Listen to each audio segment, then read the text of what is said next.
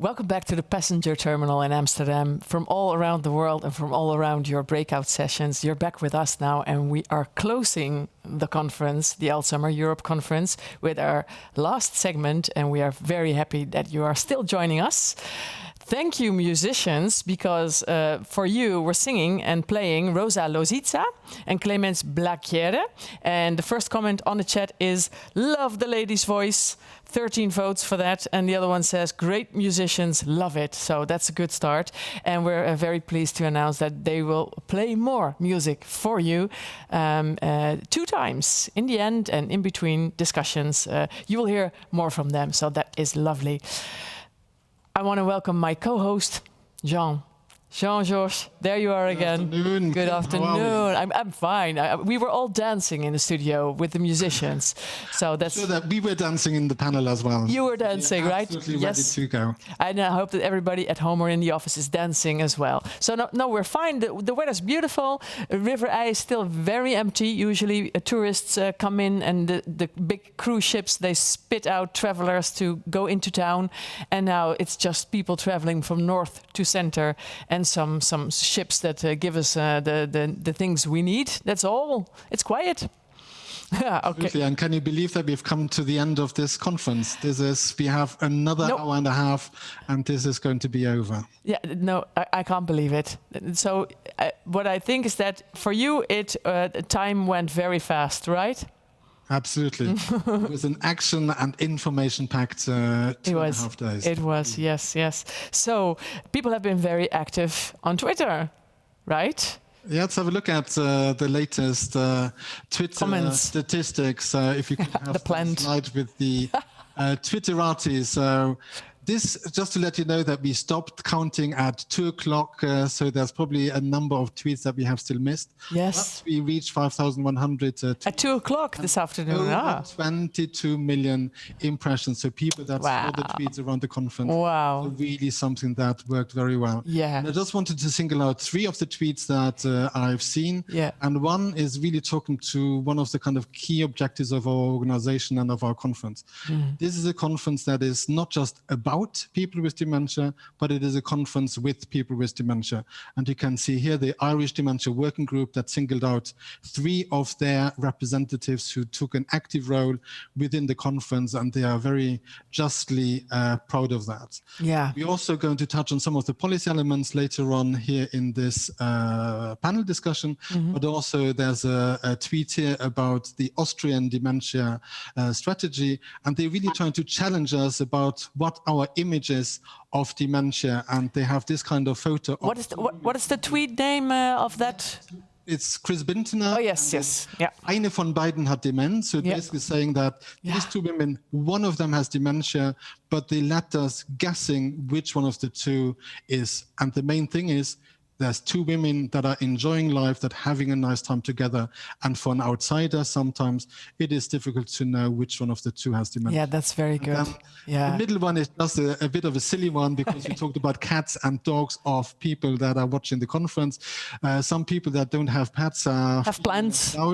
So they are talking about the plans. Yes, I thought that was great advice. Why not use a plant, right? It's cozy as well. So wonderful. Yes, that's great. So we hope the people will still Twitter, because then the count will be up over 5,500 that you wanted. So I think we can make that, can't we? You also said that we are going to talk about policy a little. So the theme is maintaining dementia a European priority, and the question that you want to raise is what did we lose, or maybe was threatened during this pandemic, and what do we need to regain there? But maybe also what did we gain and want to keep for the future? Absolutely. Yeah.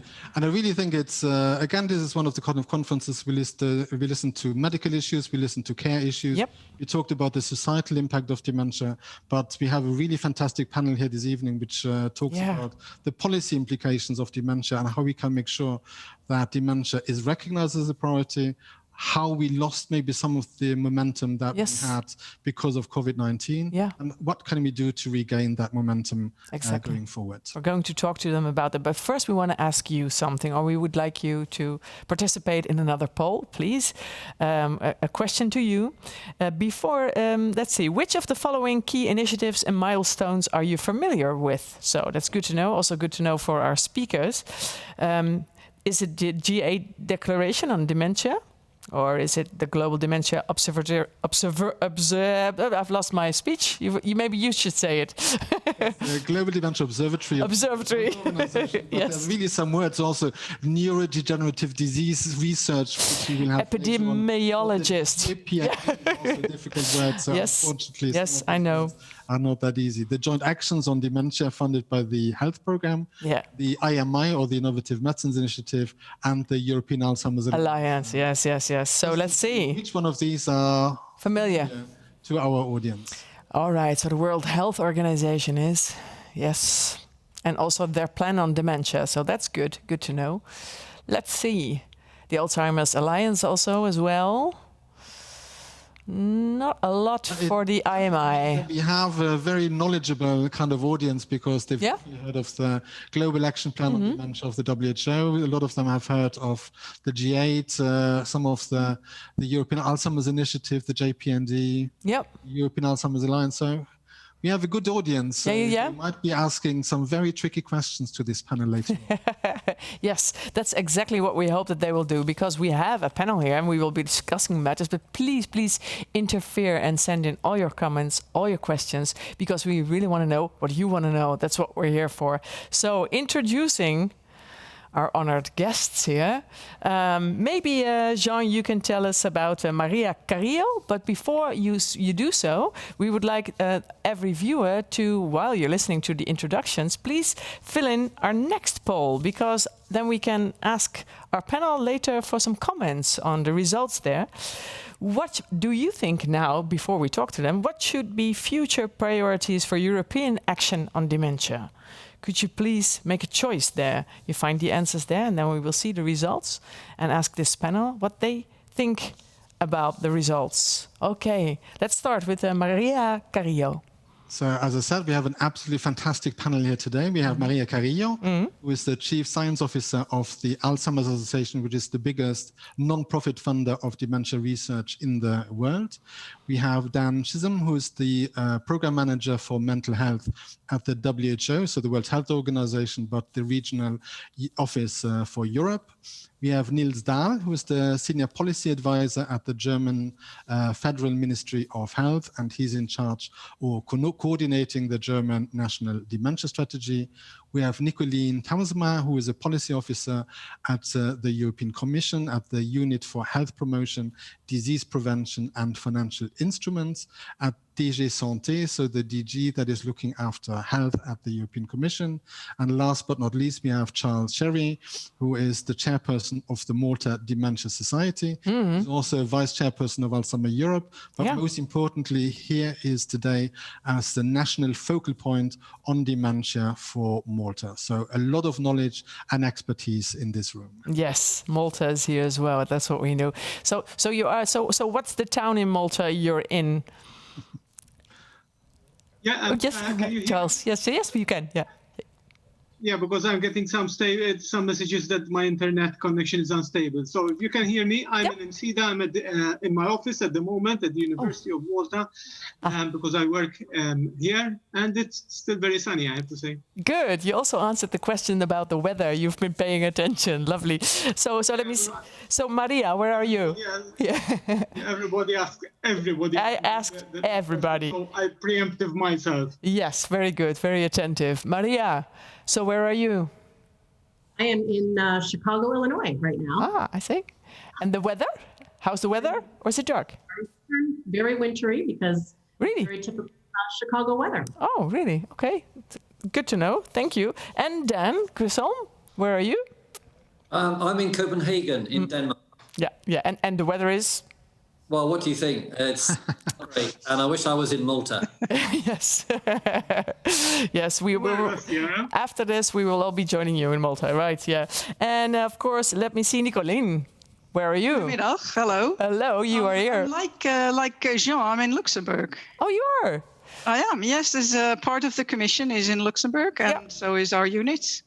Okay. So if Jean and me are looking out the window, we probably see that it's now a bit grayish with the weather and not sunny anymore. Okay. And now, well, and last but not least, Nils, you had a session today, right? Didn't you? Exactly, yeah. And that, I'm in Bonn right now. Bonn. The former capital of Germany. We know, we remember. Yes. In the morning it was really rainy, but now the sun came out, so everything is set and ready for the discussion. Is improving. So yeah, now we've discussed the most important issues for the day. Let's talk some policy. Jean, what was the first question you want to ask all of them? Well, we have the poll as well, so we could look at the results of that poll. So which okay, let's do that first. Yes. That people want from the European Union, what would they be looking for? So you can see that increased funding for dementia research and exchange of good practices on care. Yes. Is, topping the list, together with the support for the development of national dementia strategies, but also almost a majority of people would like to see an European action plan on Alzheimer's disease, and there's this kind of coordination of European and national research efforts. All of them receive quite a lot of support. Yes, everything's a priority. Absolutely, yes. So what does the panel think? If I can ask you, what do you think of these results? Maybe can they be shown, or did you see them yet? So, Nicoline, what do you think when you see that? Do you agree? Well, I can quite understand that these things are really important to people. It's interesting that there seems to be a bit of a difference between the initiatives, your first poll, the initiatives that are best known. If I look at them, quickly, a lot of those will have to do with research. Maybe, but maybe that's my impression. I don't know whether other people would agree. Whereas on your future prioritizations, it's not just about research, but it's also very much about making things happen, exchanging knowledge, connecting countries. So not to say that research isn't important, but good practice exchange, those kind of things. So it's a slightly different difference between those two, I think. And Dan, you were nodding, so you agree? Yeah, I agree. I didn't have a chance to see all of them very clearly, but I did pick out the regional and also national planning strategies as two that were given quite a lot of votes, which is not surprising, and we will be discussing that. I'm sure in the course of this panel about the value of policy and planning. Yes. Anyone else, Jean, you want to respond to this? No, I think we can actually go on to the first question. And really, we looked at some of the achievements that people were familiar with, but maybe going to our friend from across the big pond, what would be some of the kind of key achievements that you as the Alzheimer's Association would be particularly proud of when it comes to the recognition of dementia as a national, but also as a global priority? Yeah, achievements so far. Yeah, well, that's a great question. And I think seeing as dementia is actually a global problem, I think we have very similar reactions to the types of surveys that we just observed in the reactions of all of your participants and your Congress attendees. We have a lot of priorities in the United States that, of course, are disease-based. We fight every day to make sure that dementia continues to stay at the top of that agenda, that it is for discussion. It is harder, of course, when you are dealing with a COVID pandemic, and I know we will discuss that as well. But we know that these pandemics, we rally, we put research investments in, and we commit, and they pass. And dementia will continue to be a scourge for our planet. So that we try to focus on and continue to stay the course. Yeah. Just also very quickly following up on the point that Nicoline raised, which was around in a way, some of the key achievements are in the kind of research field, whereas looking forward on what we would like Europe to focus on, we also looked at some more kind of exchanges of best practices on how to improve care and so on. So where would you stand on this when it comes to priorities beyond the kind of research field? Is this a question to me, Jean? No, it was a question to Maria. Oh, okay, sorry. Oh, You mentioned Nicoline. Thank you. So, for the United States, I think in our national plan to address Alzheimer's, which was actually signed in 2011, so we feel like we have started to make some progress in, which is almost 10 years later, finally starting to see some of the movements, because we are seeing some additional resources, not only put into research, which started about 5 years ago. That's been fantastic. And we've already touted, the research piece, but now finally also starting to see investments in talking about better care models, in talking about risk reduction and lifestyle strategies, and money invested in public health. It's just starting though, but we are finally moving into those. And I think because it's harder for our government to grasp how it can have an impact on care, on prevention, and it's easier to put money into research, which we think of as the goal to finding that cure, right? Research, it's going to be through research.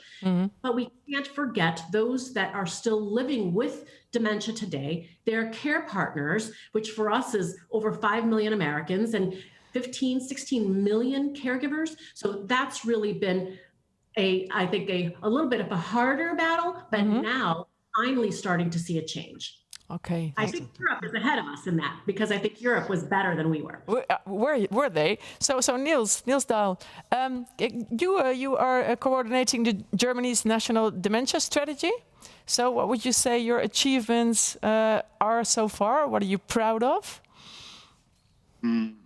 I think over the last years or decades, there has been progress on all governmental levels, on the supranational or international level, on our federal level, or on the level of the single German states. And I can only speak out of the federal perspective. And I think to develop and adopt the national dementia strategy was quite an important step for Germany.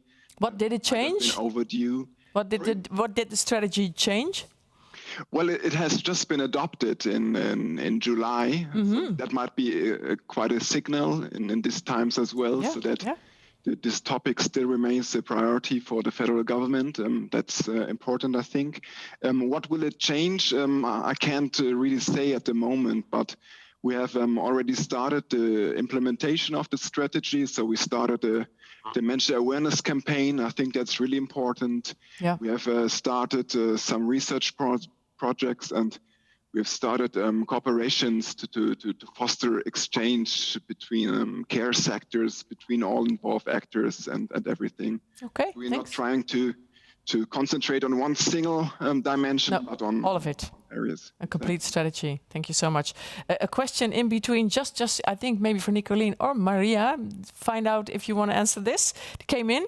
Will Scotland and UK still be involved post-Brexit? Let's address that right away. Nicoline, can you say something about that from the European? Well, that's a bit of a complicated thing, because as we are speaking, I think they're still negotiating, so it's really difficult. What do you hope for? Well, I'm not quite sure. I think I should be saying this as a private person. I'm very sad that the UK is leaving. But it has left, and they're still negotiating. So this I really cannot answer until we have some more clarity about the way that the UK will want to participate in some of the Commission's activities, and that can be different. Sure. Yeah. For different policies and programs. So I really, we will be able to look at this next conference. Yeah. Good. We agree on that now. And of course, you can't say any more. But thanks a lot for your question, and keep them coming in, please. And your comments, we will read them all. Charles, what is the achievement that you are proud of, that you think was great in the past? On a global scale, I have to say that the increasing number of dementia strategies in many countries across the world, not only in Europe, but also in other countries outside Europe, can be regarded as a step forward. In case of Malta, we have adopted our strategy in 2015. We were the 21st country in the world to adopt such a strategy, and it's in the process of being implemented. And we all know that dementia strategies are important tools which we can change things. But I have to put a word of caution here, because it's of no use having a dementia strategy, and we all know that if this is not implemented, it is not financed, and it is not adequately monitored. Yeah. And unfortunately, that is what is happening in many countries in the world, including Europe. They do have a plan, but no financial budget directly allocated to it. Malta is one of them. We depend on a budget that changes from 1 year to another. And this is definitely, Malta is definitely not an exception. So yes, in some cases, on paper, we have a dementia which is recognized as a priority, but basically it ends there. There is no real commitment.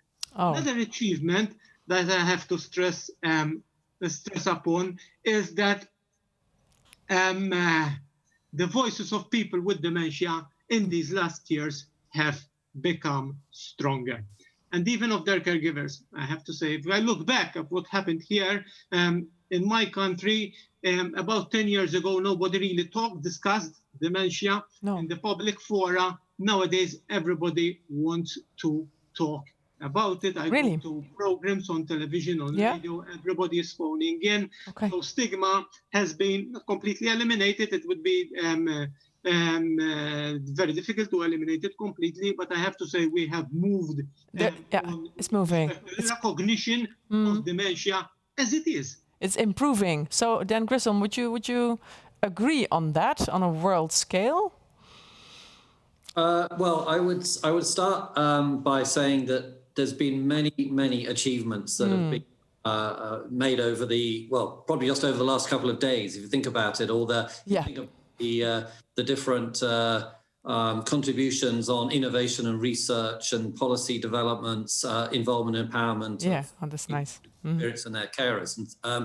But I have to say, for where I'm sitting in a WHO regional office, I see most of the accomplishments, the achievements taking place in a relatively small number of mainly high-income countries. And that's a huge concern. I think there are huge remaining gaps in knowledge, in protection, service access and quality of care for people living with dementia in other parts of Europe, Central Asia and beyond. All of it, so Central Asia and Eastern Europe, for example, form part of the WHO European region.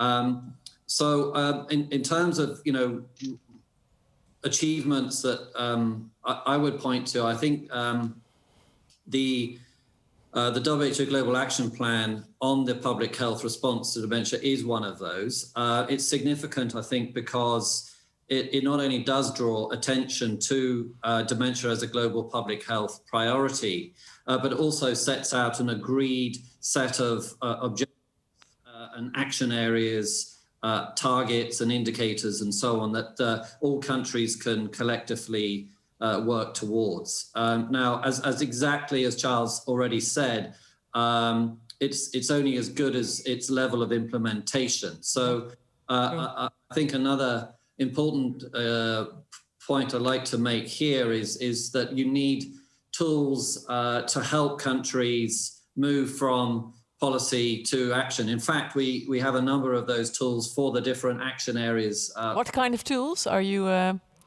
So, for example, we were talking about, the need for national development of national dementia plans. So we have a guide to help countries do exactly that. If they need some support, some structures, some process through which they can achieve that.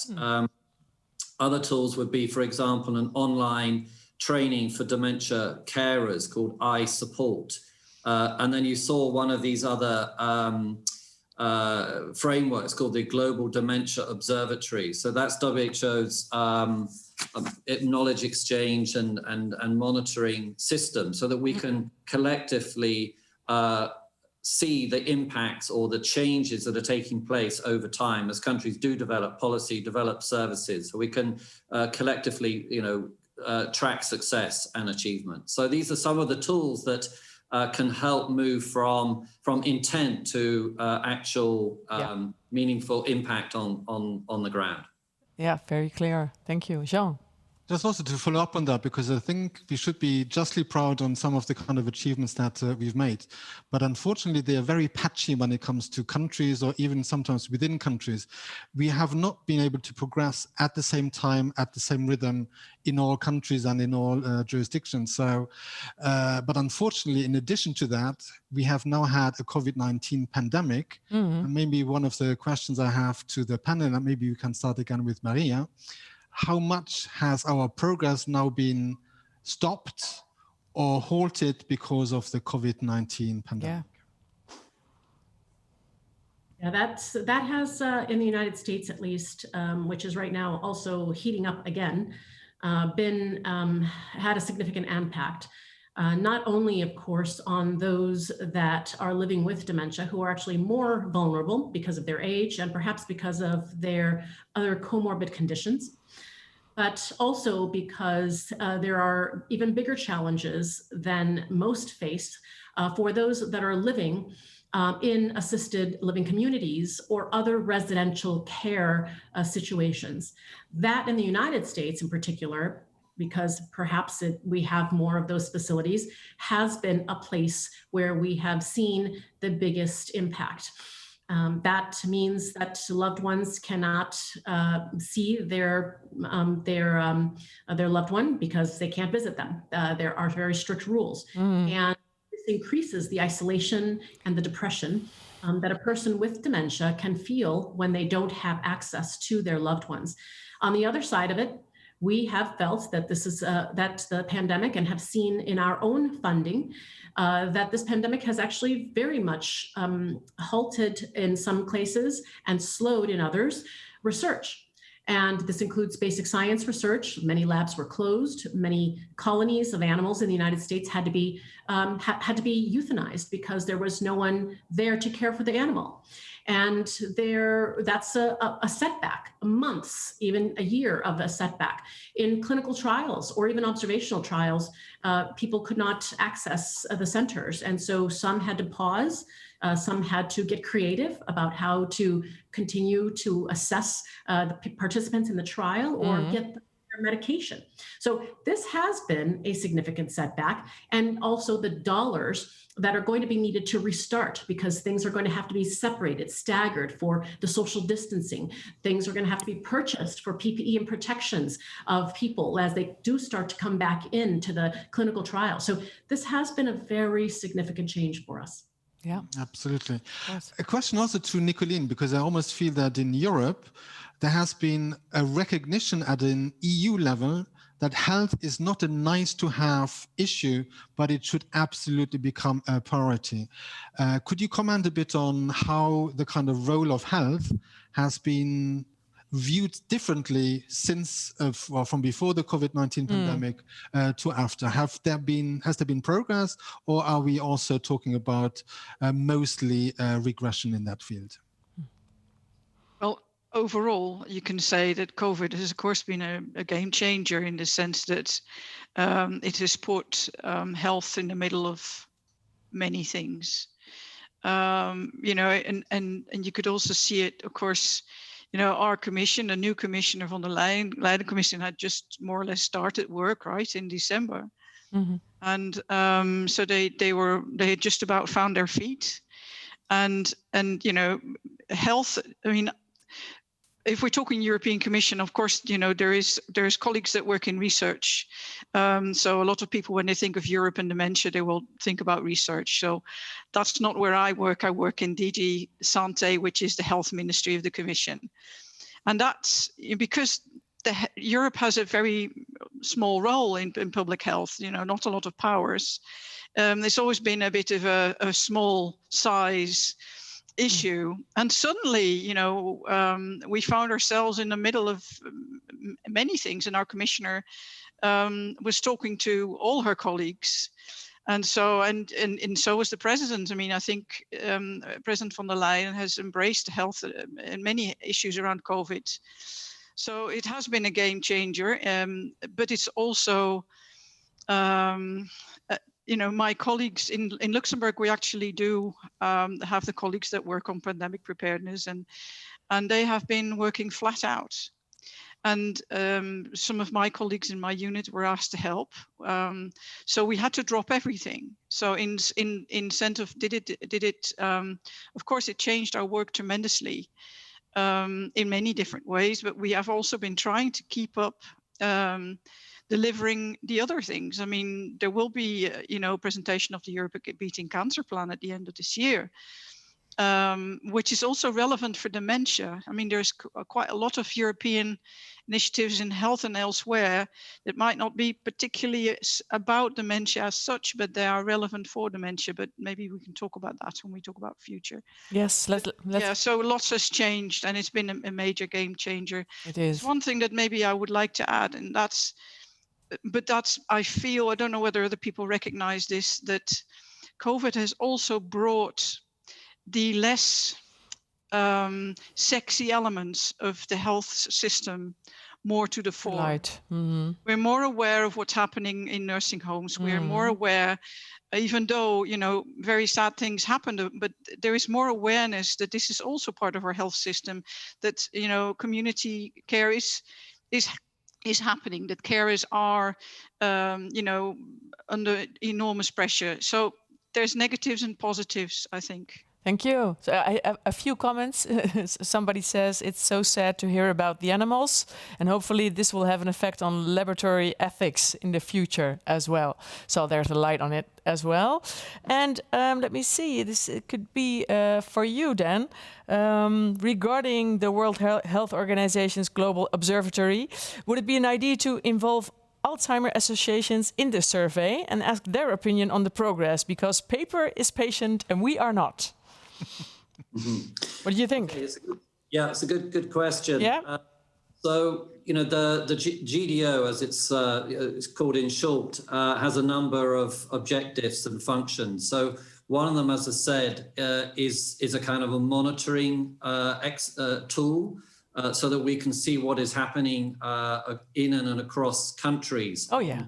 Different areas of this global action plan. But there is another whole part of it, which is more around knowledge exchange. So there's a platform for different partners to contribute their information, their data, their stories, and that is open to all interested parties. So Alzheimer's associations would be very welcome to participate in this knowledge exchange. All right.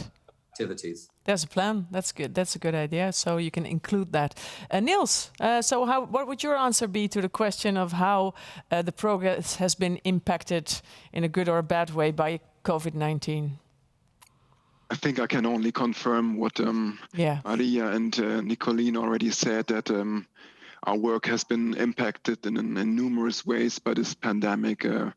Research priorities shifted, and yes, actors on the practical level had a bunch of problems doing their work, and work on our strategy was also postponed. So we felt that too, and but I think what I think Nicoline said is really important, that I have the same impression that the general population and the media is becoming more sensitive and more aware in regard to health issues.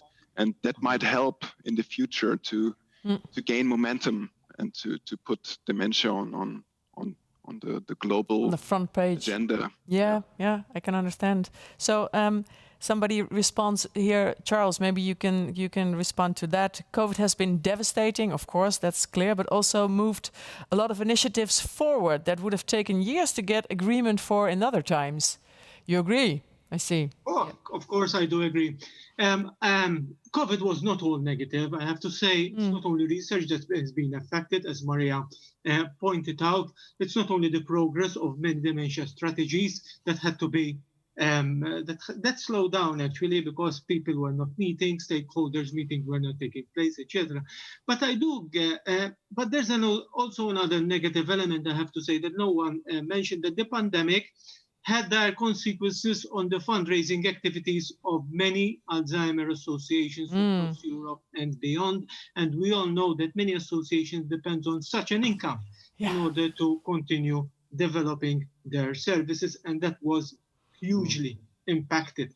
But I can gather some positives. And basically, I have, in my mind, I can gather three positives. One is that many initiatives that associations took during the pandemic, such as online training, teleconferencing, etc., will probably continue after the pandemic is over, because they did have a positive effect in a number of ways. And I also assume that strategies in the making may take this into account and put it as a priority, the important role of technology in bridging people together and getting people together. Another positive is that the support systems that we developed over the years do work, because we know that their temporary loss during the pandemic significantly increased burden among individuals with dementia and their caregivers. So the things that we developed are working, and that is good. But the most important positive that I can get from here is that COVID-19 taught us an important lesson. And the lesson is that countries can come together. They can collaborate with each other and find solutions, sometimes even quick solutions. So my question is, if it can happen with COVID, why can't it also happen with dementia? Yes. So, Jean, what would your answer be to that? I thought that was a fantastic argument, because I think it's absolutely what we have seen as well, is that this kind of groundswell of working together, of collaborations, has really worked very well for one cause. But there are causes like dementia that affect millions of people in the world, which are just as much waiting for solutions. And maybe that could be questions for each one of the panelists. How do you see the kind of organizations and countries that you represent? How do you see them using this kind of momentum to make sure that we find similar solutions and a similar kind of joint campaign to get dementia again recognized as a priority? Yeah, that's a good one. And I want to add something that in the app, probably in response to you, Charles, in some countries, the health department does not want dementia-specific budgets. They don't want it. Is that something familiar to you, Jean? You know about this, or Charles? Yeah, very often it is. Very often we're talking, we want more recognition of dementia, and people tell us, well, we have a program for aging, we have a program for mental health, we have a program for long-term care. But if you then go into the kind of details of some of these programs, the word dementia then is completely missing. So the kind of programs that were supposed to be for us actually very often or sometimes ignoring us. There's of course also some exceptions where there's really good mental health programs that also absolutely also include dementia as a priority, but it's not always the case. Charles, what do you think? Yeah, and we also have to recognize that compared to other conditions like cancer, but heart disease as well, dementia is a latecomer. In many countries, and they have started discussing dementia these last 10 to 20 years. So there's not much of a momentum going on with respect to other countries. But progress is being registered in many countries, I have to say, and especially in Europe, because Europe is the continent that has most countries having a dementia strategy, if not mistaken. And this comes from the fact that we have collaborated a lot together, even through European organizations like Alzheimer Europe, for example. And there's also a strong momentum in patient engagement as well in Europe. If you look at the work, the fantastic work, I have to say, that the European Working Group of People with Dementia are doing, it's just an answer on its own. So there's more collaborative effort, I think, in Europe maybe than other countries. Although there are important differences in countries across Europe. Yeah, also in budgeting. Part of Europe. It's what we learn. Part of Europe, but we are helping each other. We meet and you need each other. Yes. Yeah. Good. So Jean, who do you want to answer your question? The previous one. Maybe start with the WHO and also looking forward. How can we go about at a global level to really continue with the kind of momentum that we were able to achieve in the past years? Yeah, thanks, Jean. Well, I, like other speakers, I feel, it's an ambiguous relationship. Of course, the current crisis has, had terrible consequences for so many people, and not least the more vulnerable in society. But of course, in adversity does come opportunity, and just because of the huge that have been exposed in terms of health and social care systems, I think this does mean that there is an important opportunity that cannot be missed in terms of engaging, getting new political and financial commitment to reinvest in better quality services. So, we can call this sort of building back better and trying to use the current crisis in a positive way.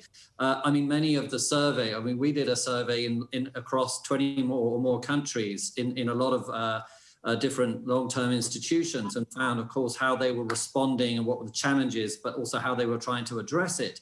And so, this is, giving us a lot of information about how things should have been already.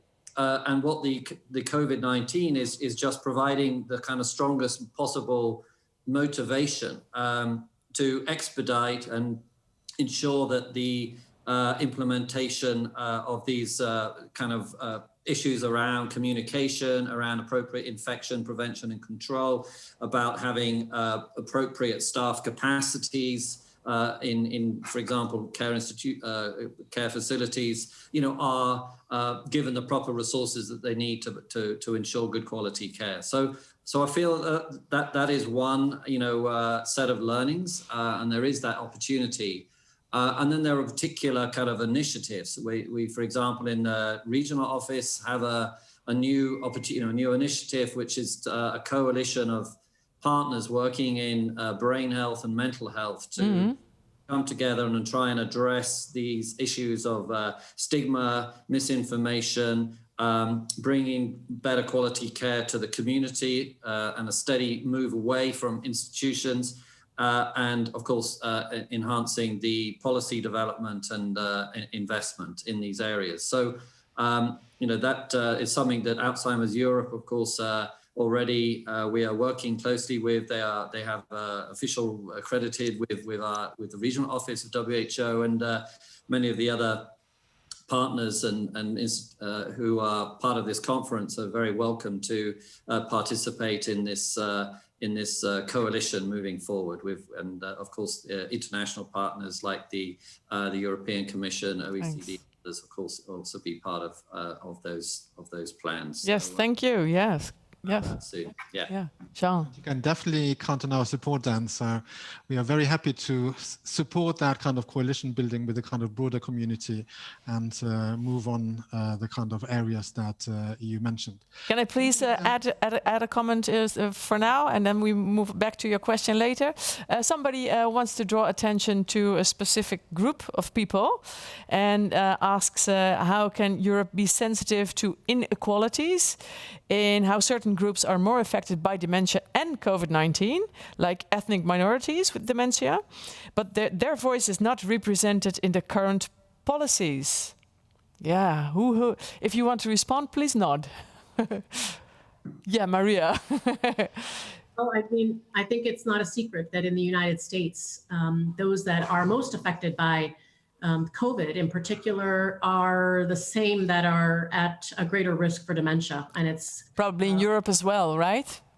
Yeah. I believe it is. I don't want to speak because I'm not an expert on the European. No, but it's the same dynamic. But it is unfortunately that case. And the comorbid conditions that put us at greater risk of fatality even from COVID, put us at greater risk for dementia. And so these are situations that we have to deal with in the United States, and we have to recognize. Just a second, Maria. There's a dog barking somewhere, and everybody's listening to that now. It was Dan. It was your dog. Oh, that's lovely. We love this kind of distraction. Go on, please. Yes. It is the new normal that we have to. Yeah. I like it. And we live at work, basically. Yeah. But yes, that is the situation that has been most known. And then the added factor is that the community that actually keeps our infrastructure moving in the United States is that very community that is most at risk. They are keeping our country moving, that industry of transportation service. And so that is the double hit for us. Mm-hmm. And so very important and a little late for us was the emphasis on protection for individuals, to a minimum protect them from COVID with equipment. But that came a little late for us. And now we are trying to do more research and understanding why these populations are at increased risk to create even more protections. That has been a fault for us. Thank you. Also, again, there's a sharper, brighter light to these kinds of problems and systems, right? Would you say it's this, Nils? Would you say it's the same in Germany? Did you consider this in your strategy? Of course, ethnic and social minorities are a topic in our strategy as well. Mm-hmm. And for example, in Germany, we have a lot of counseling or advisory opportunities through our long-term care insurance. And many of the aforementioned social groups, they lack the information of how to get benefits from long-term care insurance and so on. So one of our aims is to further spread information to all groups, because all groups should have the same access to social to long-term care insurance benefits. So we try to have more intercultural or culture sensible opportunities to get that information. Thank you so much. Yes. Also, from an Alzheimer Europe point of view, we had 2 sessions at this conference, which were dedicated to the kind of situation of people from ethnic minorities. We had a really interesting session, which was organized by the DZNE, which is the German kind of competence center for dementia research. And they really presented a lot of very interesting initiatives, but also Alzheimer Europe has been active in this field, trying to look at the implications of being from an ethnic minority when it comes to the lived experience of dementia, but also the experience of caring for somebody with dementia, either as a family carer, but also as a professional carer. And just like in the US, a lot of this kind of work that we have in Europe would not be possible without the kind of support from immigrants, from people with ethnic minority backgrounds, because there's not sufficient people in a number of countries to deal with the care of people with dementia. Yeah. Okay, so let's proceed to our next issue. Lovely comments are coming in. I don't know if this one's a dangerous one, but I'm gonna say it out loud. Anyway, somebody wonders what Donald Trump's theory is about how to cure dementia. Look at Maria's eyes; she's rolling her eyes. And does he believe it exists, or do he thinks that it might help to wash your brain with mouth water or cleaning soda, bleach? Maria's just silent. It's a joke. That's a tough one. That's a tough one. We all know what we hear in the news, but November 3rd is coming, so that's all I have to say. That's enough. That's I think about just enough. And lots of comments about me and you, Jean, but we'll talk about that later. People are planning our future together for us. Yeah. I'd like it too. Lots about that. But the question that we are here to discuss, Nicoline, maybe you can elaborate a bit on this. How can we ensure that dementia remains a priority? That's the key question here, because we have COVID and there are so many other issues and you never know what's going to happen. How do we make sure that it is first on the list?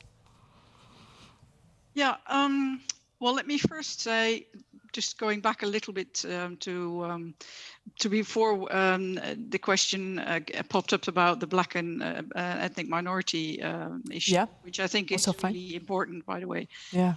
To remind that the Commission has actually supported a fair amount of the initiatives that were mentioned, like national action plans for dementia, and making sure that countries could work together.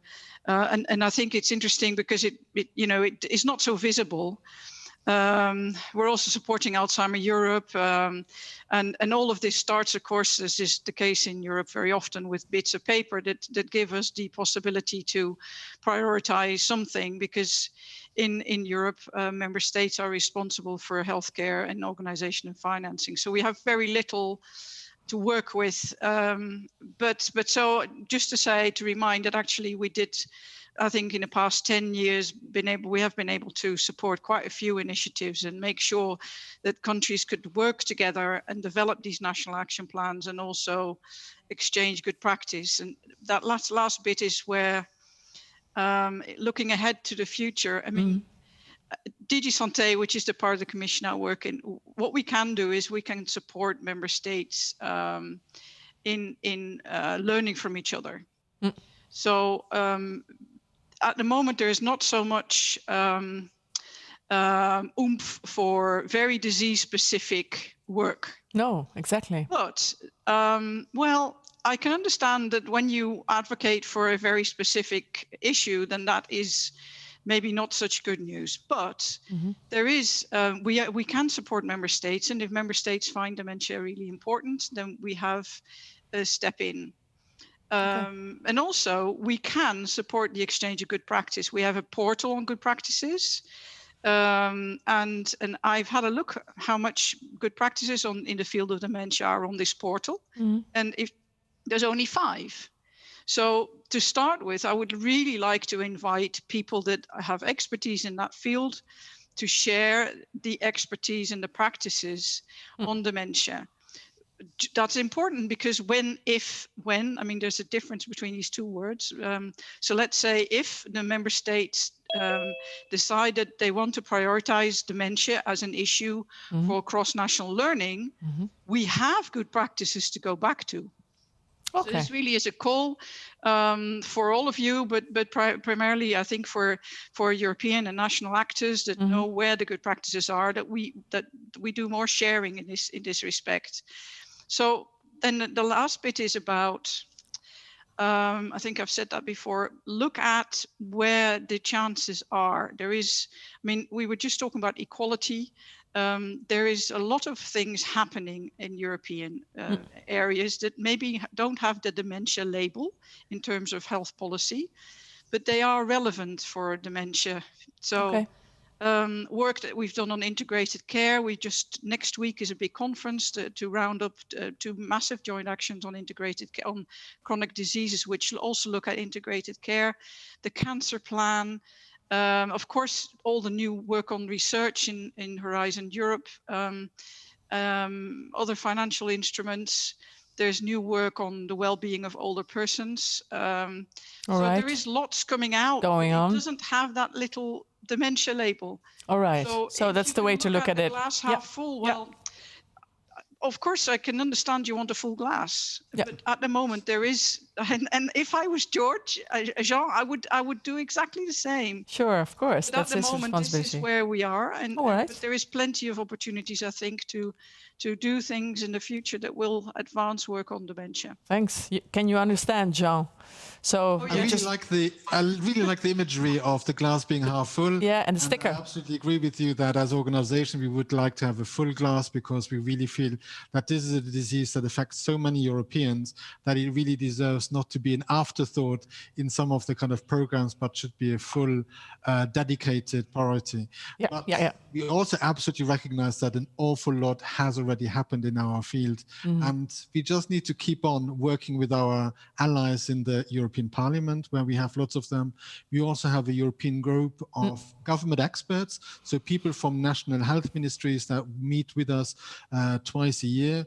And at the last meeting, we had 22 European countries that were represented, and it was dedicated to COVID-19 and the situation in nursing homes as well. So there was a real interest for that type of collaboration. So we're definitely happy with the progress achieved, and know that there's still a lot to be done. There's a comment here, and maybe you know who can address this, Jean. In what way is the European Cancer Plan relevant for dementia? Also, are we likely to get a European dementia plan? That's definitely a question for... There's only one person that can answer this, and that would have to be Nicoline. Yeah. Okay, well, it is relevant because there is quite a lot of things will be in that cancer plan. That are also relevant for people with dementia or for care. For instance, the cancer plan, I mean, it will be fully revealed at the end of this year, but there will be things in there for support for informal carers. There will be issues in there about lifelong healthy living. I mean, I listened to some of the sessions, this conference, and all of them interesting. But I understand that primary and tertiary prevention are the way to go. Yeah. So it's not specific for dementia, but it's also important for dementia. And so there will not specific is what you say. No. But ultimately, maybe. It doesn't always matter whether or not you work on healthy lifestyles because it's important for dementia or because it's important for cancer. I see. You can work on it. I see that. Charles, are you still there? Let's see if yes, he's moving. Yeah, there was a frozen moment there. Would you appreciate a European dementia plan? Well, I think the model that was used by the WHO is the model that we should adopt. WHO basically gives advice, and also other organizations, global organizations, give advice of how a plan should be constructed. Now, the thing is that different countries have different priorities. Yeah. So the plans, if you look at the different plans, you see that there are some countries that focus on a particular area, other countries focus on other areas as well. Obviously, there are areas that are common, like increasing awareness and understanding of dementia, early diagnosis, etc. But then there are some things that might differ. So it's up to the country, actually, that has to come up with priorities according to the needs. And I can give you a small example, like what is happening here in Malta. In Malta, 80 to 85% of people with dementia still live in their communities. As you know, Malta is a small country. We had very tight-knit communities here. People live very close to each other. And we see that relatives really dedicate a lot of time in caring for someone in their family with dementia. So about 80 to 85% of people here in Malta continue to live in the community, and that is good because we know that they can get very good quality care in that way.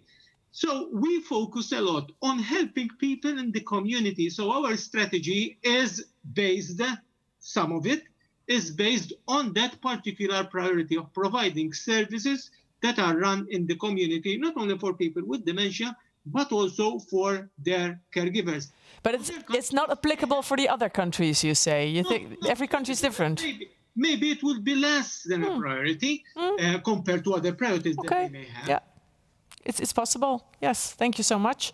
Yeah, I want to know a little more when we start wrapping this session up about what you think is the priority. What do you want to to keep from all these developments, right, Jean? That's what we want to know. Absolutely. Let's see what the different countries and different organizations consider to be the number one priority. Yes, for the post-pandemic world. Exactly. So, name a name. Who wants to start? Let's go with Nils. Yes. Yes. I think exchange and collaboration is a very important thing. And for me personally, I think what Alzheimer Europe is doing is so important to bring us all together and get to know new perspectives and learn from each other. But I also think it's important what Charles said. because right now we're also working at a long-term care report for the European Commission. And in this context, we see how different the levels are in all the countries. And it's so hard to compare, and we shouldn't rate the different levels on which countries are developing at the moment. So if a European action plan for dementia would be developed, I think, priority? Focus on a certain priority, yeah. All right, thank you so much, Nils. Just a comment in between. With or without a national strategy, every country should give a budget to the National Alzheimer Organization to set up a national working group of people with dementia. That's somebody who wants to state that, and many people agree with them. Okay, who's next? Maria, what's the priority? Well, I think I will mention one that is very important, and that is that the current recognition that underserved populations are at the forefront of all of these diseases, that recognition has been elevated. And that includes dementia, but perhaps had not been as acknowledged publicly prior to this. And so this has allowed us to talk about the social inequities and the imbalance that exists in our country that is broader than many others and caused by our health system, which is unfortunately not as helpful as many in the European Union. Yeah.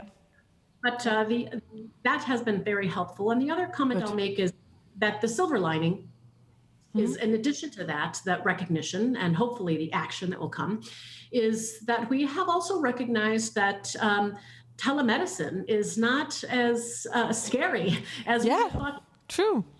We are seeing more of that emerge. Now we are seeing private payers cover more of that, which is an incentive to have more of it done, which could also help us combat the first challenge that has been recognized, and that is that underserved populations do not have access easily. Yeah. And so telemedicine could really change things if we continue for the better. This and not retreat. So I think that has been a very good advantage. Wonderful. Yes. So Dan, what would you answer to that question? What is a priority? Well, there are obviously several, and several of them already been mentioned. So one that hasn't been mentioned yet. Yeah. So maybe I would like to emphasize, the kind of policy practice gap, the implementation gap, and for example, Nicoline was talking about, the links to cancer. And it's true that, if we want to prevent the incidence of dementia, it's the best chance is through lifestyle, factors, modifiable risk factors, which are shared with other non-communicable conditions. Having we have some new guidance on exactly that, on risk reduction, and in fact these new guidelines indicate that maybe 20 to 30% of dementia cases could be averted, by implementation of these modifiable risk factors that are linked to dementia. An integration agenda there. Also recall from another one of the sessions, I think yesterday, on dementia initiatives, and the poll that you did indicated that 60%, I think, of people who were part of that poll saying they weren't aware of or they didn't have. So is that because because they don't know how to? And I talk about tools. We have a dementia-friendly an inclusion toolkit. So sometimes that's maybe all that is needed to make the difference between intent and actually doing something, and showing that these things are very feasible to do, very affordable to do. All right. So I'm making an emphasis on the kind of implementation side as opposed to the research and policy side. Thank you. So maybe Charles, do you have something to say about funding and money, because you felt strong about that? Yeah, I'm a champion of international collaboration. We agree no single country can defeat dementia on its own. We need to come together, individuals with dementia, caregivers, policymakers, academia, research institutions. We need to come together in order to actually defeat this important condition. So for me, it's international collaboration is extremely important. Funding is important, obviously, and not only in finding a cure, because there are a lot of people there who need help now, not in the future. True. And we need to find ways to help these people in order to improve their quality of life now, not in 10 years' time, in 20 years' time, now. Yes, because we heard it might take 5 to 7 years before something happens in the area of medicine. Well, then you need help for the years remaining. Nicoline, you're the final speaker here. So if you could choose a priority, something that's not been mentioned yet. Yeah, well, I might mention all of them, actually. The thing is, the European Commission's role in public health is that we can support member states. That's our main contribution to this bit, if you don't talk about research. Yeah. Now, I've heard a couple of things. I mean, there's big differences between where countries are. I mean, I've heard people say, some countries that have more money and, they're doing rather well on dementia already, but there's also countries lagging behind. I've heard Jean say, we have to get innovations to practice. And actually, I remember last year's conference in The Hague, where there was a very interesting presentation about e-health innovations, and I learned that only 5% of them actually ultimately reach the public. So what we need to do, I think, is make sure that the good practices are shared. And that countries, and I think the good practice also include the technical knowledge that WHO can share. I mean, we do know quite a lot of things already, and make it easier for countries to pick that up. And our role can be to facilitate best practice exchange, but that will also depend on whether member states want to do that. Sure, of course. So I think altogether there is plenty of opportunities to move forward. Thanks. That's a nice conclusion. Plenty of opportunities. Jean?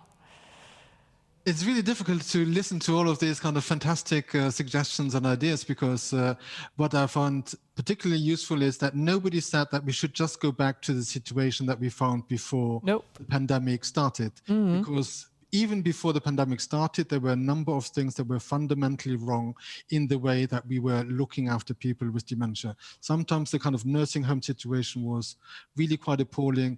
I think the inequalities that Maria mentioned, absolutely, these are issues that we need to focus on also in the future. So my hope really for the future would be that we had a glass that was half full. Yeah. We definitely lost some of that liquid, whatever liquid we prefer, so it can be wine for some, water for others, but we almost there. Water, some liquid from that from those glasses, and it's really time to start refilling it so that we really get closer to our goal of having dementia really recognized as a priority also in the future. Yes, great. So, and with that, we thank you from Chicago to Malta, from Bonn to Copenhagen and Luxembourg. Yes, Dan is waving. Lovely, lovely picture. Thank you so much. We really appreciated that, and I think that we've learned a lot from you. Goodbye, and see you another time. Bye. So Jean's with me, of course. He stays with me because Jean. Prepare your ego to be boosted, and you will not get rid of me for a long time, because the first suggestion people make, and it's been upvoted really strongly, that the Eurovision Song Festival is in Rotterdam next year, and that we should present it together. That sounds like very interesting. Let's do that. A bit of a Eurovision dance. Exactly. I think because we are, they say, the highlight of the conference, and we're brilliant, and blah blah, etc. We love that kind of comment. It's wonderful that you say so. I laugh about it. But staff that started. I think so. I think so too. And they say, well, you should be in Bucharest next year, but I should join you. And then this is lovely, just because we should be together, they say. Sounds like people enjoyed the teamwork. Yes, yes. To put forward. Yes, I think so too. So we have an important issue to cover, and that is the Twitter award that we've come up with, Jean. Maybe make it a bit, it has to be a little exciting and a thrill, so don't say who won yet, but build it up a little. So we had lots and lots of people that, of course, tweeted about this. I can give you a criterion that we used, and it's the Simpler, which is a kind of tool that compares Twitter usage. And they have a very good way of looking at which are the people that use the hashtag 30AEC and which ones of those were the most influential. I can give away straight away the number one, that was Alzheimer Europe. So as you can imagine, we're not going to give an award to Alzheimer Europe for having tweeted about our own conference. Own work, and for making sure that they will be able to participate in our conference in Bucharest next year. Yeah. We have a whole range of people that are actually tweeting, and in the top 10, there's a lot of Alzheimer Europe staff, so they have a professional duty to really tweet about the event. But we have participants as well. At one, I think you can put up the sheet now. Image as well. 1, 2, ta-da! Let's go. Yeah, chose. Filling up. So you see the top 10 influential. The number one person that is not related to Alzheimer Europe and our staff is Sarah Bartels. Yeah. So she's a postdoc from Karolinska Institute in Sweden. She also works with the Induct project, which is a collaboration of early stage researchers. And as you can see from the number of tweets that she has posted, she's really interested in a lot of issues. She looked at issues like artificial intelligence. She also provided comments on a lot of the kind of discussions that were going on. Yes, she did. And she was even interested in promoting the people with plans of Alzheimer Europe. Exactly. Congratulations to Sarah. Yeah, she was great. Welcoming you in Bucharest, and we'll get in touch with you. Lovely. Make sure that your registration, your travel, and your accommodation for the conference next year will be covered by Alzheimer Europe. It's all inclusive. Lovely, Sarah. Great work. We've had lots of fun with your tweets, and they were interesting as well. The whole package, right? Wonderful. Okay, so we want to ask the viewers what they thought of the conference. Let's do that, Jean, because we have an impression here, but we have a poll for you, and we would really love to do that now. Let's see. Yes, always a bit scary and then exciting, but we want you to rate the conference. How would you rate this first virtual conference? Wow. Because now it's going down. This would really have been a downer for us because this was the question. So if the conference was... you see it's lowering now because we're talking. 10 would be... it exceeded expectations. So let's see where this gets us to. We already have 80 people that have responded to the poll, so that's a nice response rate as well of people that are participating in this poll. This is a really high number. It's wonderful. Let's see what happens when we keep talking. If it lowers or maybe it's wonderful. That's a great outcome. An 8.9. What do you think, Jean? I'm very happy with that. I'm also very happy with some of the kind of feedback that we received, both in the chat, but also some messages that we saw on Twitter, messages that we received via email. I have to say we've been very happy with the kind of responses that we have received so far. Of course, and if there's feedback, things to be improved, we would love to hear that too as well. Absolutely. So maybe we can try another poll, the next one. And this one is a bit more an open question. So this is, what are the aspects of the conference that you liked in particular? So you can... That we can keep, maybe even virtual or not. Oh, look at that. People were working on it already. So... We should do more polling, apparently. Just polling all day long. So could you explain to me what EWGPWD is? The Europe, that's the European Working Group of People with Dementia. So this is really people that are seeing that the involvement of people with the disease is really one of the strong points of our discussions. All right. People like the fact that it was interactive. I saw Kim as well. And Jean. Yes. The presentation sessions. The fact that it was virtual is even something that people liked about this event this time. Talking about the migrant minority was appreciated. The posters, symposia, sessions, the close collaboration. Plenaries people enjoyed, yes. Yep, good, great. Plenary polls, relaxed room sessions, snappy. Success surprising well. Well, we can live with that, can't we? And our names are together even in the poll, so as you can see, that looks very good. Yeah, you are already married, right? I'll let my husband know that. Sorry, husband. Slight change in plans, but maybe just for the Eurovision Song Contest, okay? Yeah. Okay, that's lovely. And if we can improve things, there probably will be things to improve. We'd love to hear that. Now, Jean, it's a hard question, I think, but if you think back of these last days, 3 days, you've heard so many insights on all areas of Alzheimer, really everything from industry to research to communities, policymakers, everything. What will you remember next week as a quote or a thought? I really liked the beginning of the conference when it was Helen who was talking about how COVID-19 had impacted her personal life.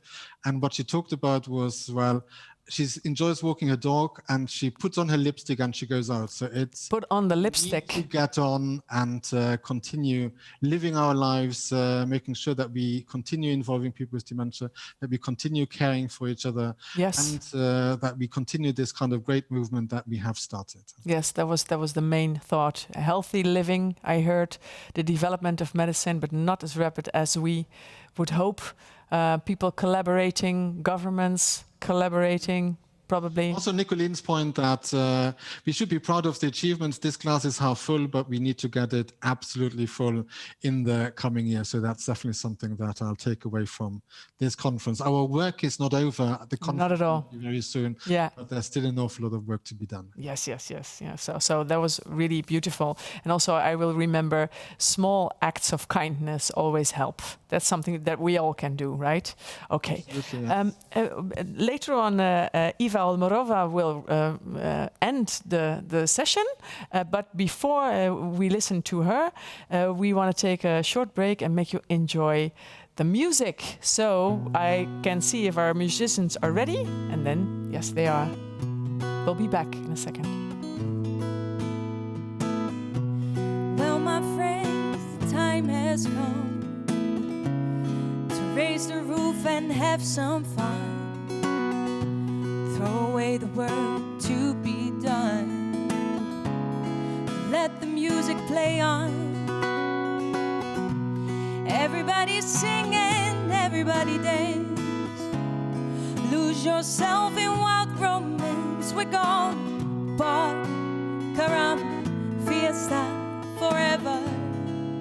Come on and sing along. We're going to party, caramba, fiesta forever. Come on and sing along.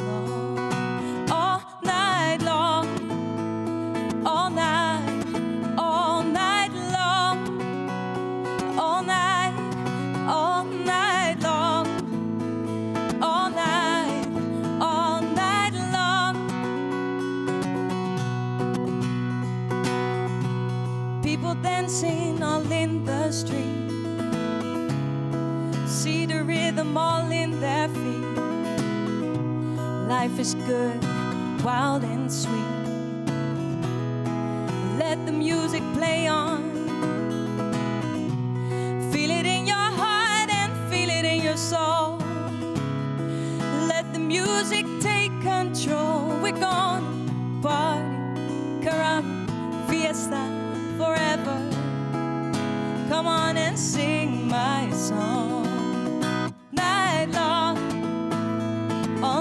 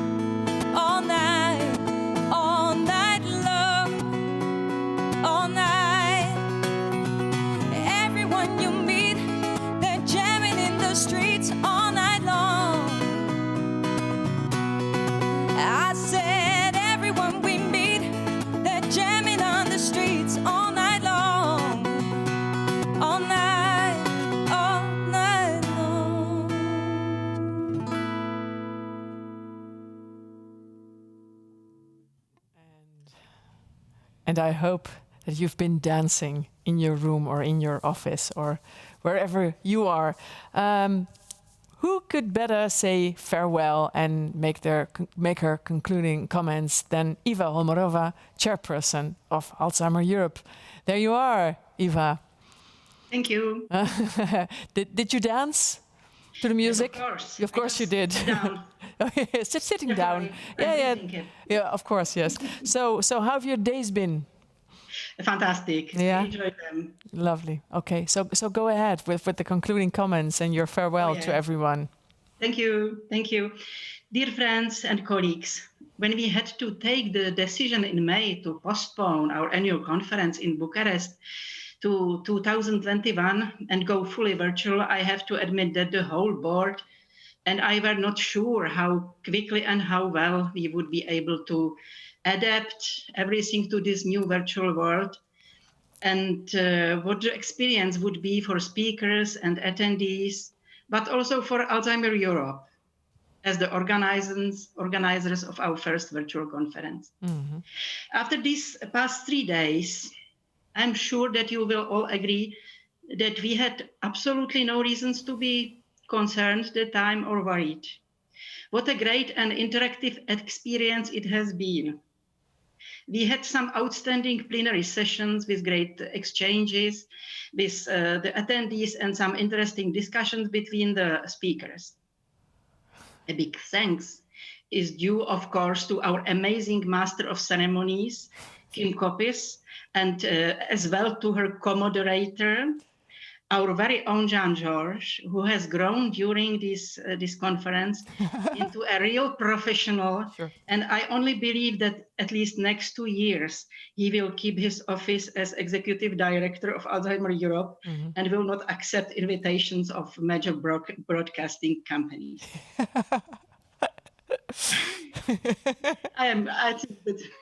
Don't laugh at it. Then I hope that they manage to keep all attendees engaged and involved. At a face-to-face conference, I am convinced that you would be happily applauding now to show your appreciation.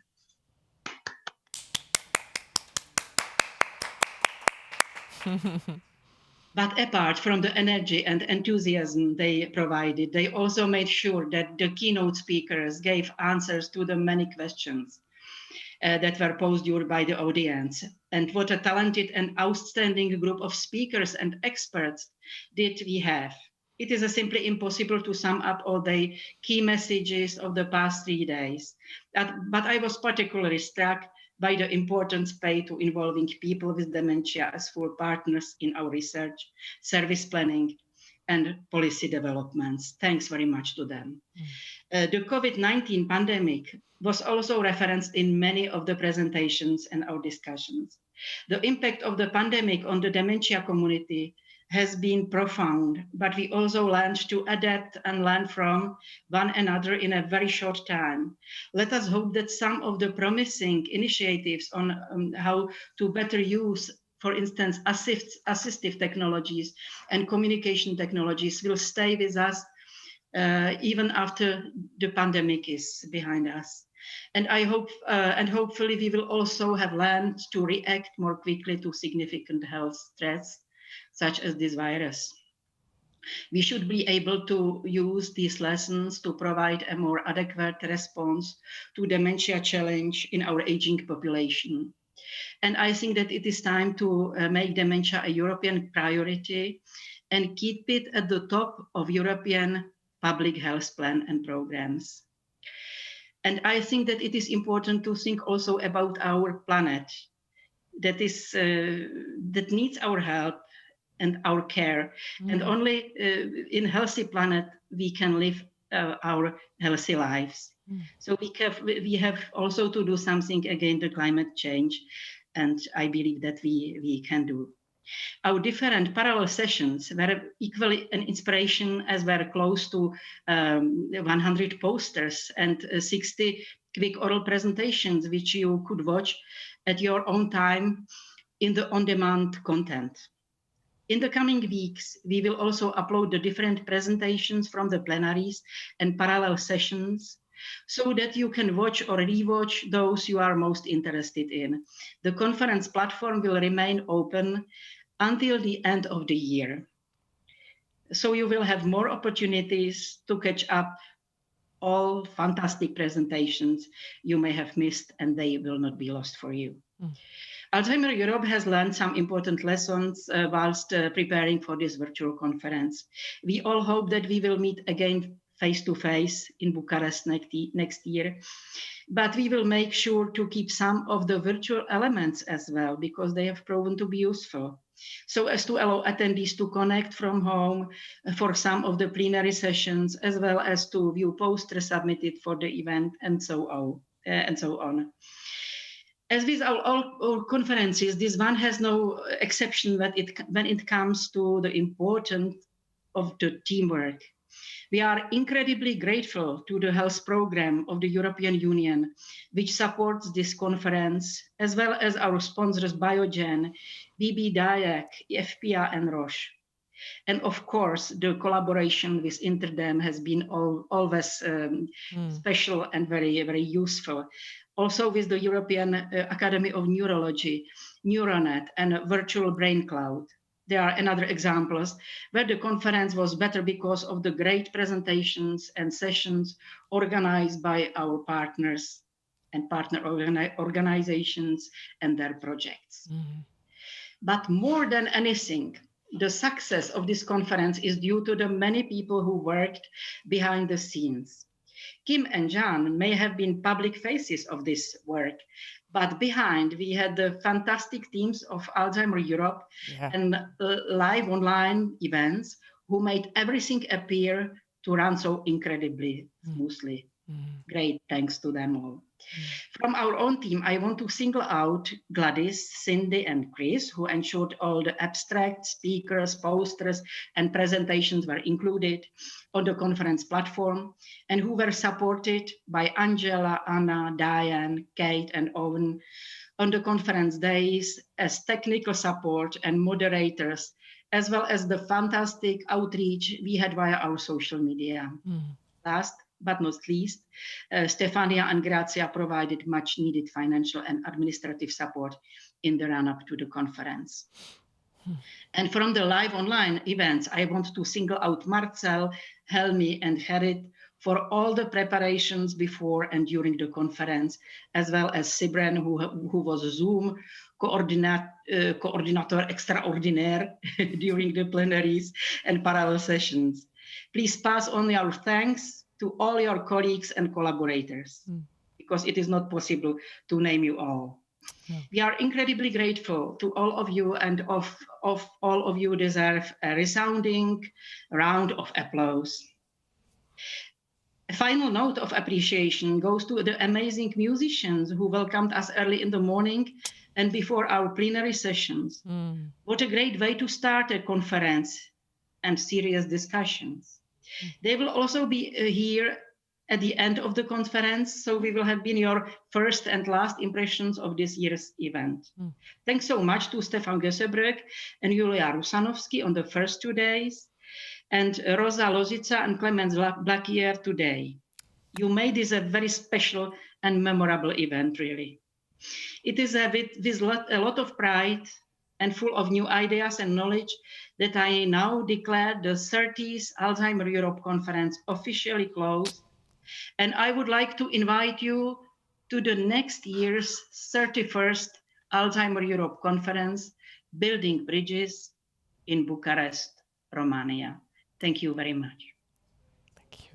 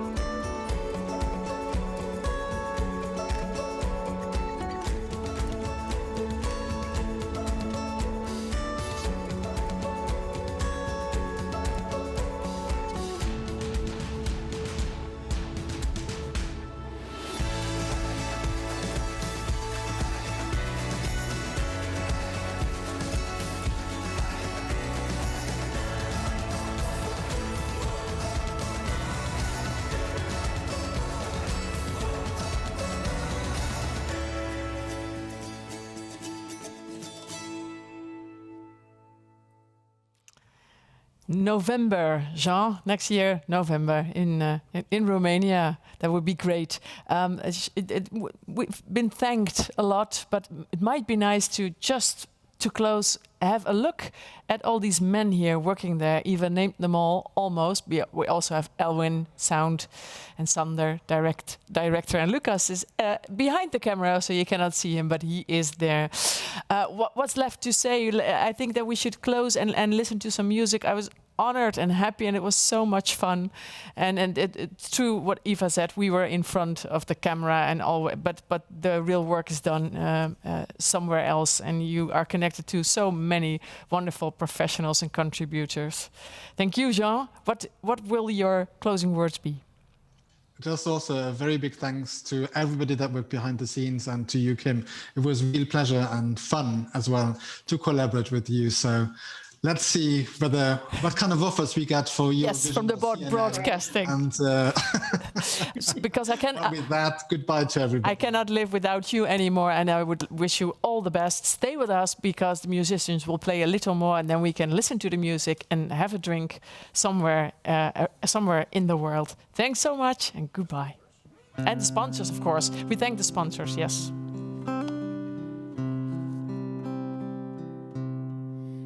Found a love for me, darling, just dive right in and follow my lead. Oh, I found a girl, beautiful and sweet. Oh, I never knew you were that someone waiting for me, 'cause we were just kids when we fell in love, not knowing what it was. I will not give you up this time, but darling, just kiss me slow. Your heart is all I own, and in your eyes you're holding mine. Baby, I'm dancing in the dark with you between my arms, barefoot on the grass, listening to our favorite song. When you said you left a mess, I whispered underneath my breath that you heard it. Darling, you look perfect tonight.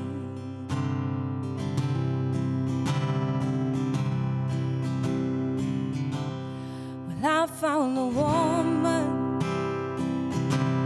stronger than anyone I know. She shares my dreams. I hope that someday I'll share her home.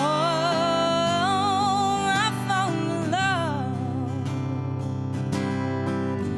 to carry more than just my secrets, to carry love, to carry children of our own. 'Cause we are still kids, but we're so in love, fighting against all odds. I know we'll be all right this time. Darling, just hold my hand. Be my girl, I'll be your man.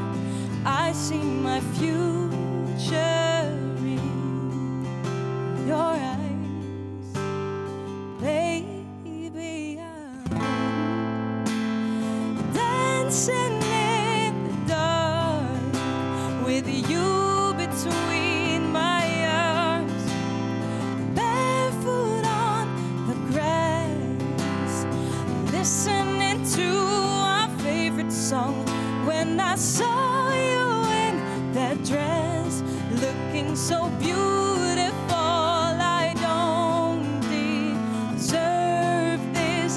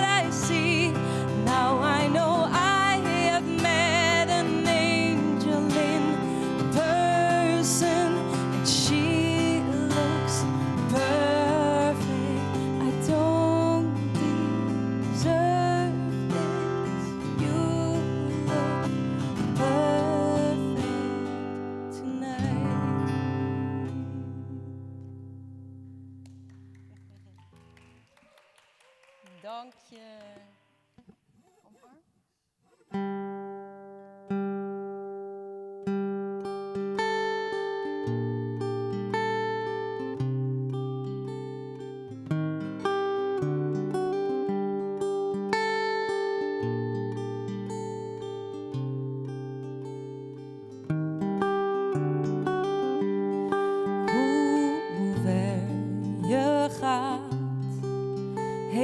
Afstand niets te maken, hoogstens met de tijd.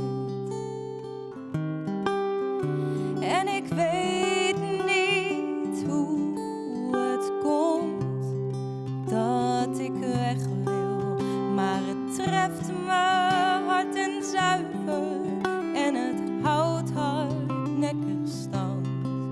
Dus hier sta ik met een uitgestoken hand.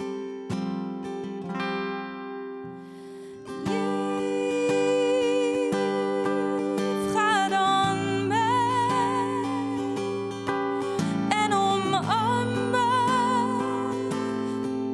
omarm me, omarm me. Lief, ga dan mee.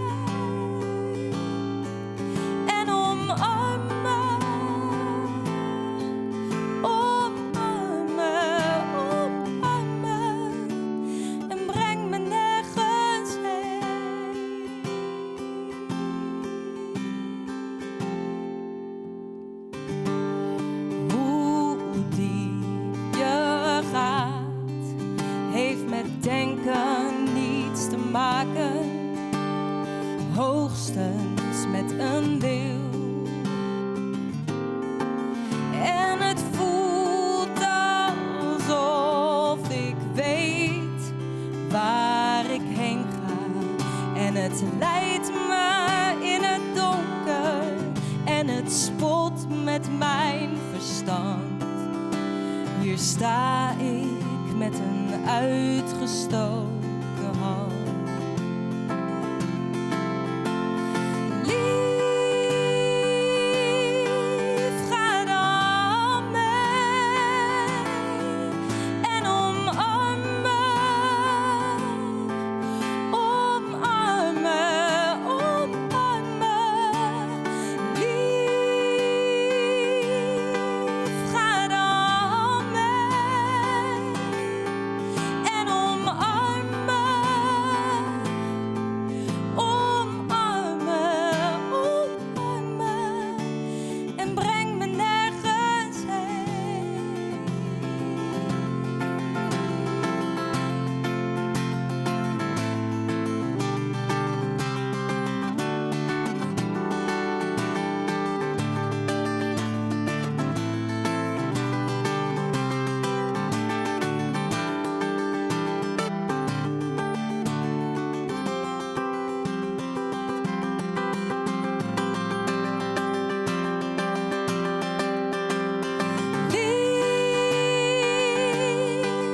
Ga dan mee, omarm mijn lijf verleden, omarm mijn waanideeën, omarm me, omarm me.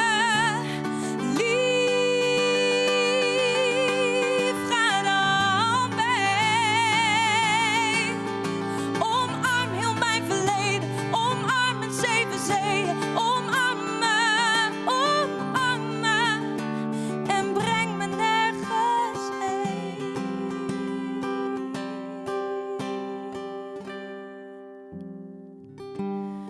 Hoe recht je staat, heeft met zwaarte niets te maken, hoogstens met de wind.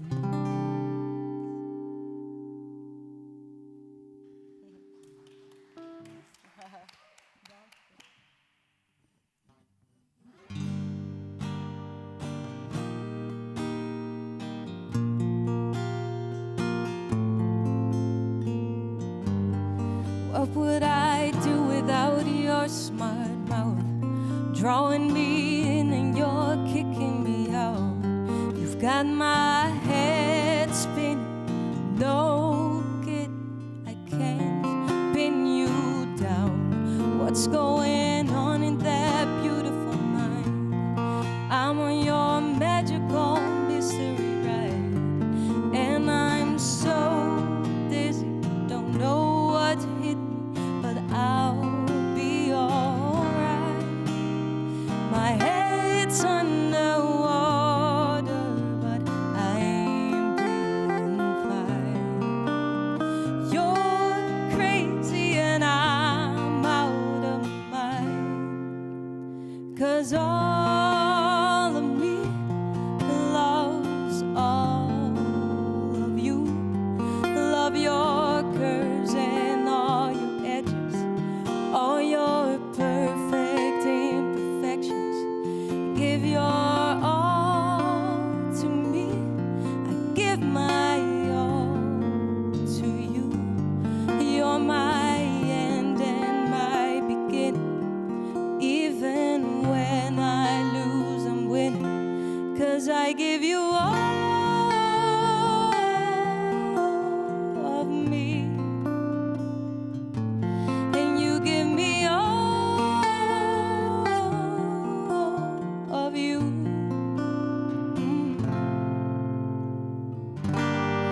How many times do I have to tell you? Even when you're crying, you're beautiful too. The world is beating you down and round through every mood. You're my downfall, you're my muse, my worst distraction, my rhythm and blues. I can't stop singing, it's ringing in my head for you. My head's underwater, but I'm breathing fine. You're crazy and I'm out of my mind, 'cause all of me loves all of you. Love your curves and all your edges, all your perfect imperfections. Give your all to me, give my all to you. You're my end and my beginning. Even when I lose, I'm winning, 'cause I give you all of me, and you give me all of you. Give me all of you. Cards on the table, we're both showing hearts, risking it all, though it's hard. 'Cause all of me loves all of you. Love your curves and all your edges, all your perfect imperfections. Give your all to me, I give my all to you. You're my end and my beginning. Even when I lose, I'm winning, 'cause I give you